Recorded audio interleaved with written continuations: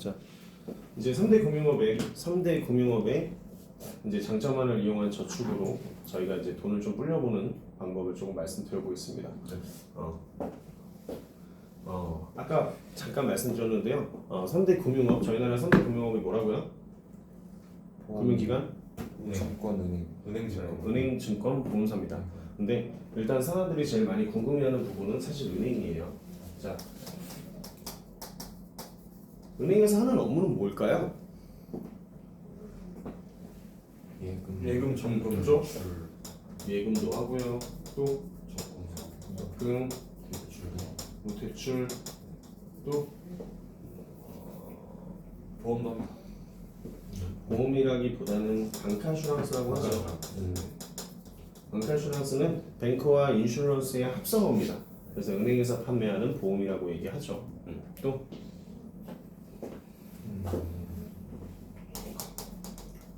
청약통장도 팔고요. 그리고 펀드 상품도 지금은 팔죠. 그리고 등등 여러 가지 업무들이 있습니다. 자, 은행은 어떻게 돈을 벌어가는 구조입니까? 돈을 받고 고객님한테 받고 대출 이자. 그걸 무슨 전문용어로 뭐라 해요?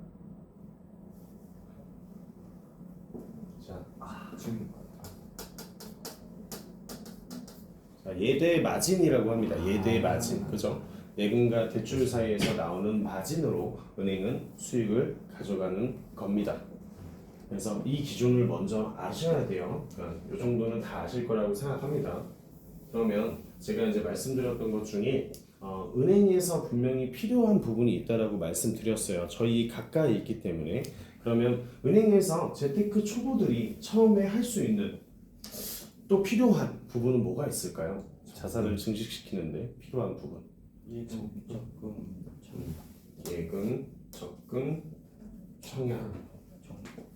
이 정도일까요?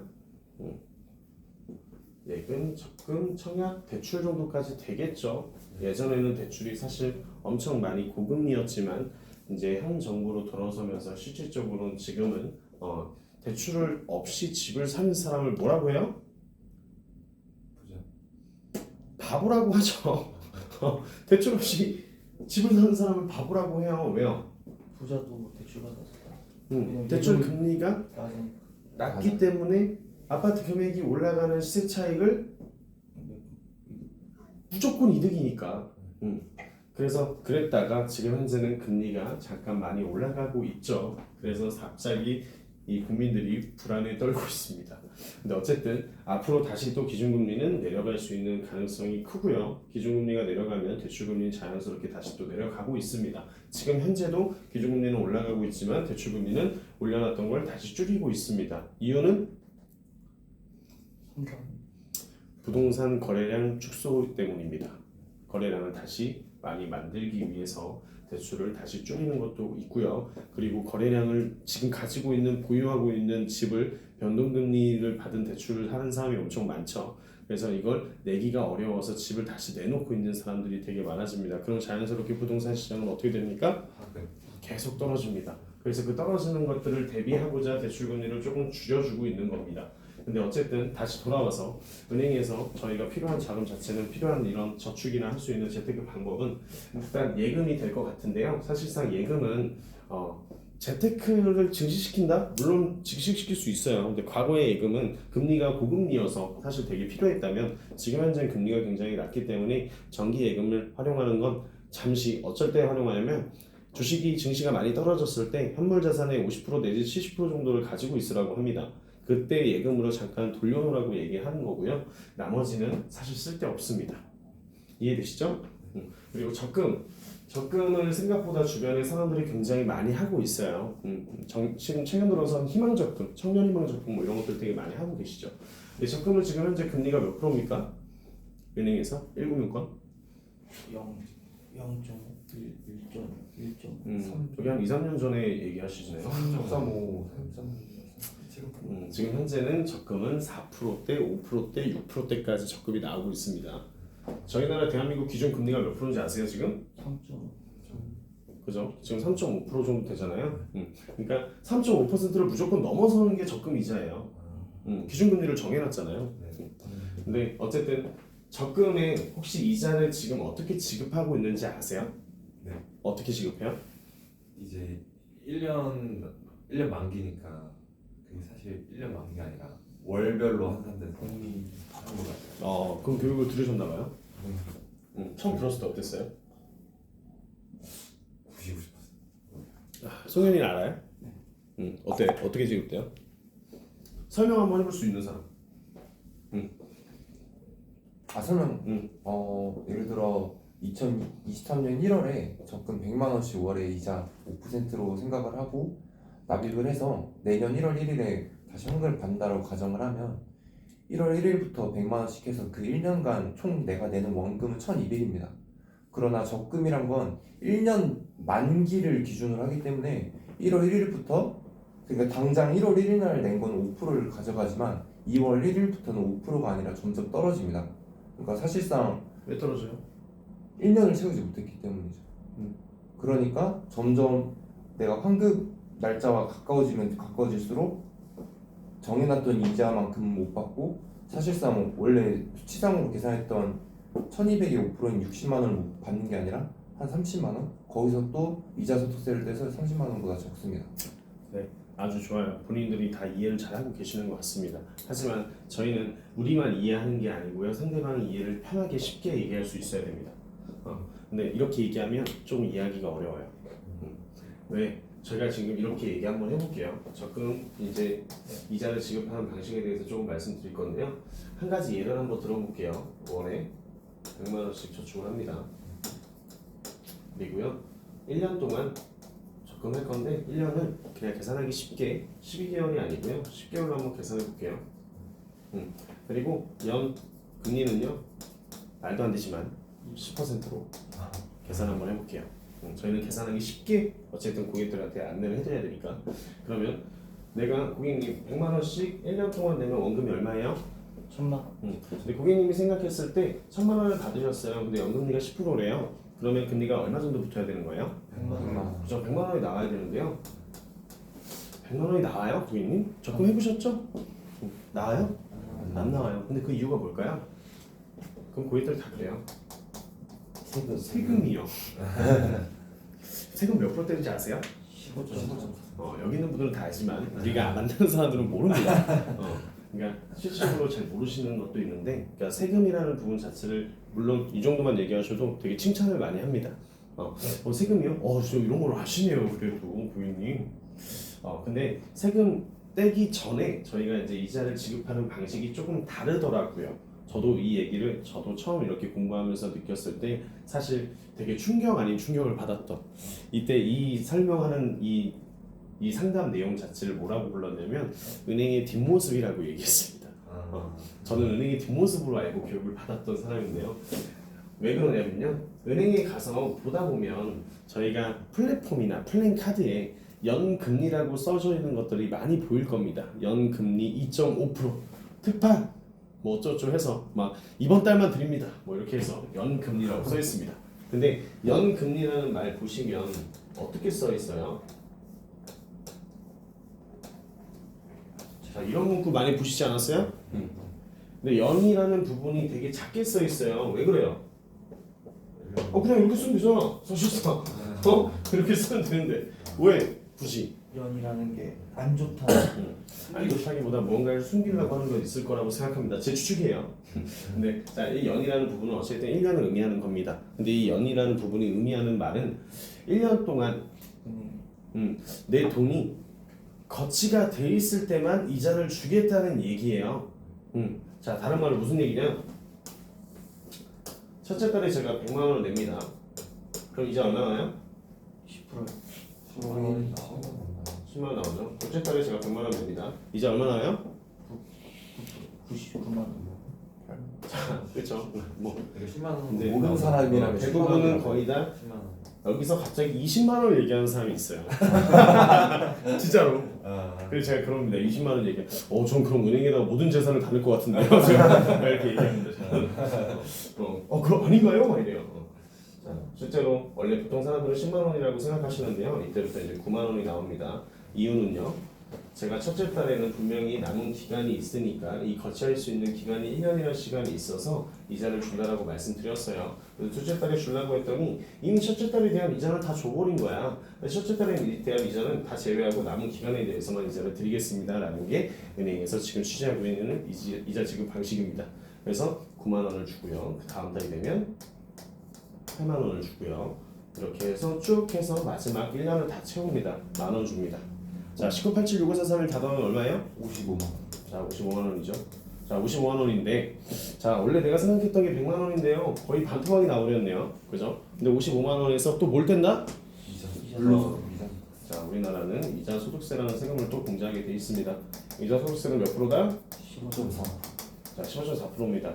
그러면 이자로 인해 소득이 발생했기 때문에 세금을 15.4%를 부여하겠습니다라는 내용이에요. 그럼 55만 원에서 15.4%에 대한 세금을 공제하면 얼마입니까?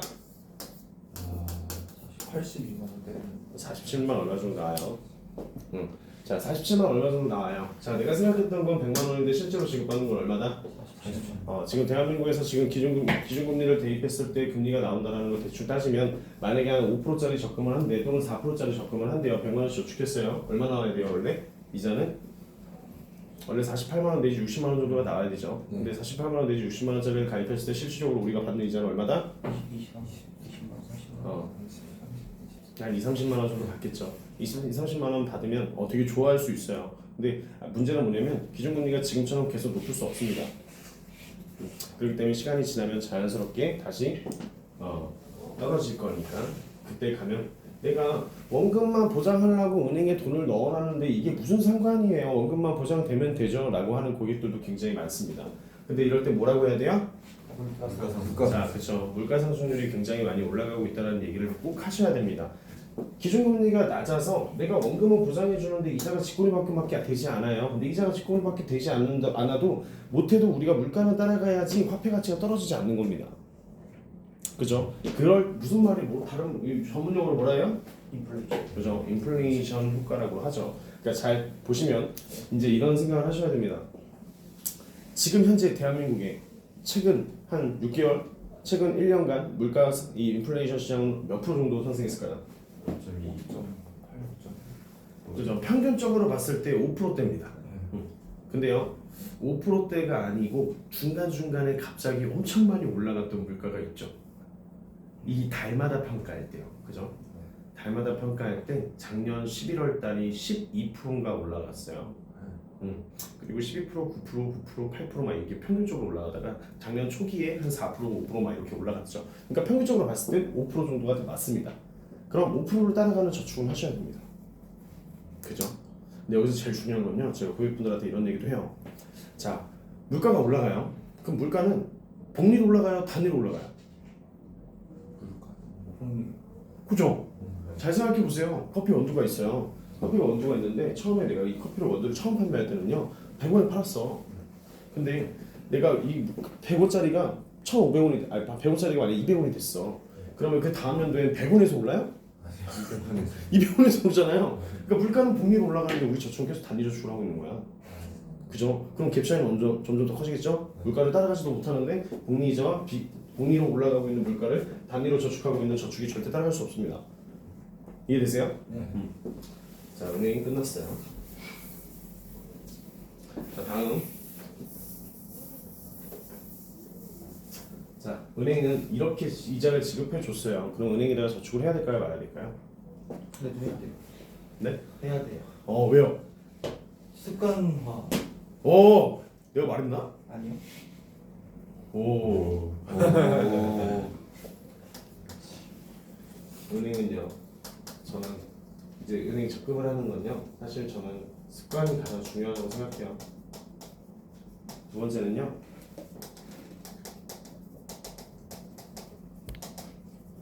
쓰기 위한 저축하세요. 우리가 일만 하면서 돈만 모으면서 살 수 없습니다. 즐거움도 분명히 있어야 돼요. 하고 싶은 것도 분명히 해야 됩니다. 근데 그 하고 싶은 거는 내가 달마다 그냥 내가 하고 싶은 걸 참지 못하고 그냥 바로바로 해버리니까 내가 모을 수 있는 자금이 없는 거죠. 근데 한 번에 내가 120만 원 모아서 한 번에 내가 240만 원 모아서 해외여행 1년에 한 번씩이라도 갔다 오세요. 어때요? 좋아요. 1년에 한 번씩 남자들의 뭐 로망, 남자들의 로망 뭐 저쪽 얘기하는 게 중에 뭐 명품 뭐 명품 지갑이 될 수도 있고요, 명품 뭐 벨트가 될 수도 있고요, 명품 신발이 될 수도 있습니다. 그런 것도 1년에 한 번 또는 6개월에 한 번씩이라도 내가 구매할 수 있는 여건이 된다면 내가 일하는 즐거움이 또 다른 즐거움이 또 생기지 않을까요?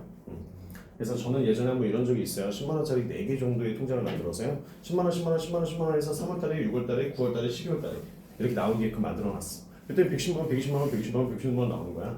하나는 이제 부모님 용돈, 하나는 부모님과 같이 가족여행, 하나는 나의 명품, 하나는 뭐 그냥 이거 가지고 그냥 한번 동영상을 찍고 있어서 말 못하겠지만 자 어쨌든 뭐 문화생활 하루를 내가 하루에 그냥 내가 100얼마를 써보는 거야. 얼마나 좋아. 100얼마를 체크카드로 긁어보는 거야. 얼마나 좋아요. 그 느낌을 잊을 수가 없었습니다. 그래서 그 느낌 때문에 또 이걸 하게 되고 또 이걸 하게 됐더니 어느 순간 또 40만 원짜리 40만 원씩 내가 하고 있으니까 좀 낭비라는 생각이 들더라고요. 그래서 이제 지금은 많이 줄여놓고 지금은 사실 그쪽으로 돈을 넣지 않습니다. 근데 어쨌든 처음에 이런 즐거움을 만들어줄 수 있는 통장은 적금입니다.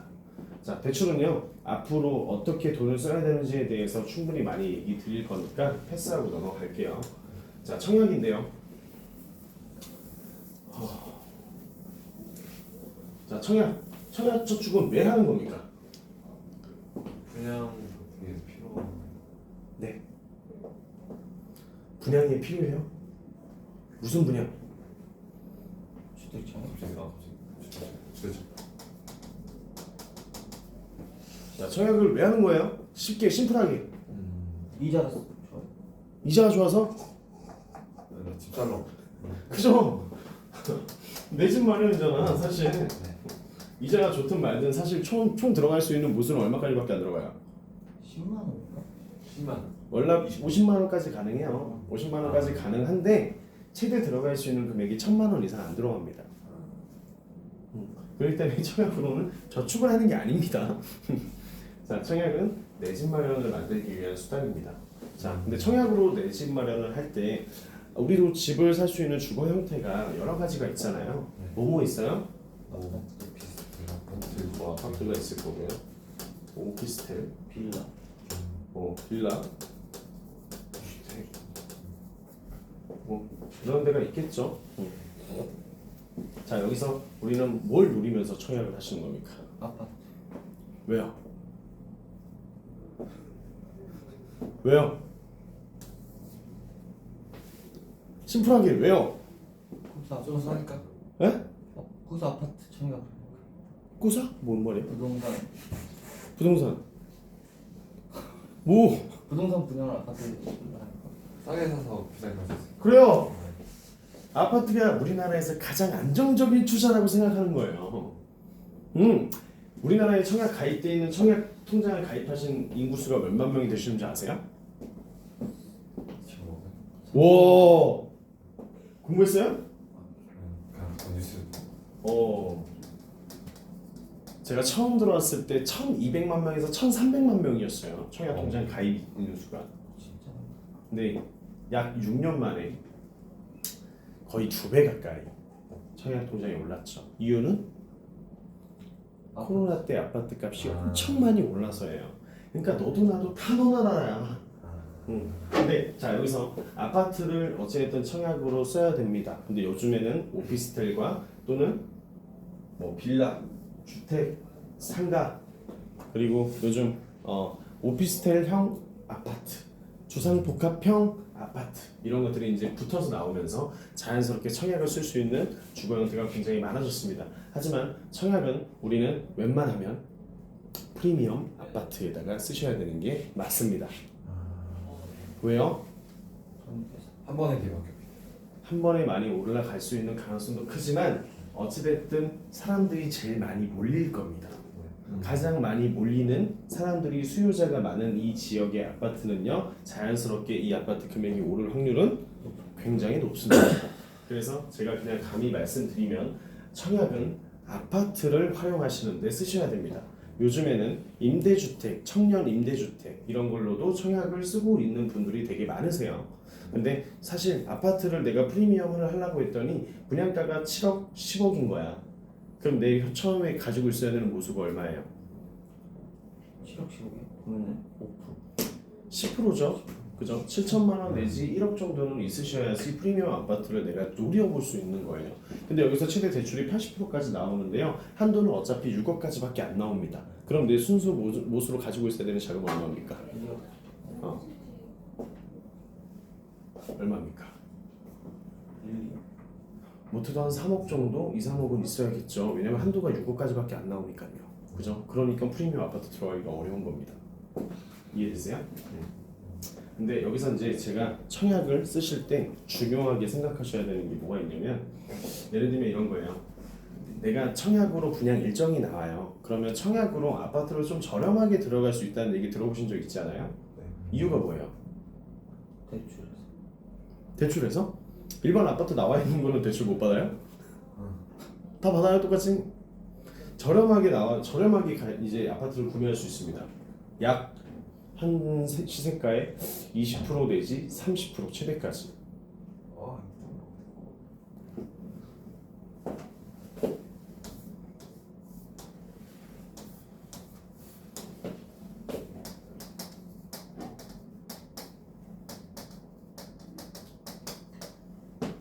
동탄 1, 2의 중간에 만약에 새로운 분양이 하나 뜹니다. 그러면 동탄 1, 2의 이 KB 시세가라는 거 자체를 다 4개 있죠? 이게 아파트 평균가예요. 이 지역이.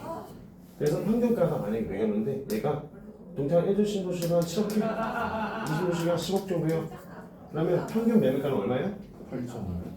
한 8억 5천 정도 되겠죠? 8억 5천이야. 근데 8억 5천에서 제일 중요한 건 이 아파트는 새로 짓고 있어. 근데 새로 짓고 있으니까 얘는 만들다가 혹시라도 자살을 사건이 혹시라도 어떤 투자하는 회사가 투자 지분을 빼버린다거나 어떤 위험 리스크가 존재하는 거죠.